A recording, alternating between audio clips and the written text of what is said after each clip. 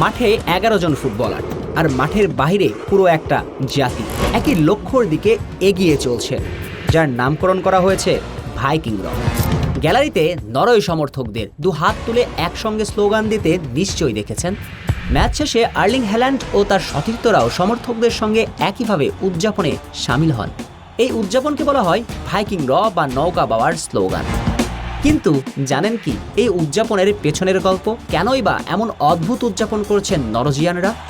চলুন জেনে নেওয়া যাক নরওয়ের সমর্থক ও ফুটবলারদের এই বিখ্যাত ভাইকিং র উদযাপনের আসল কারণ।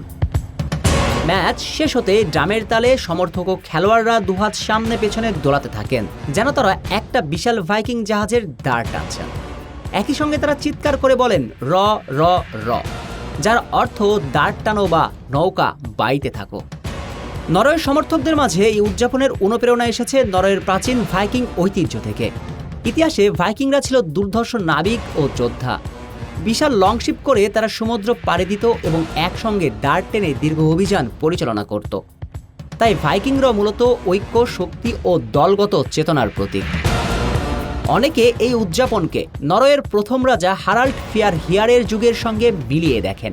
যদিও ইতিহাসে কথা উল্লেখ নেই যে তিনি ভাইকিং র নামে কোনো বাহিনী গঠন করেছিলেন, এটি মূলত আধুনিক সময়ে সমর্থকদের তৈরি একটি উদযাপন যা ভাইকিং ঐতিহ্য থেকে অনুপ্রাণিত।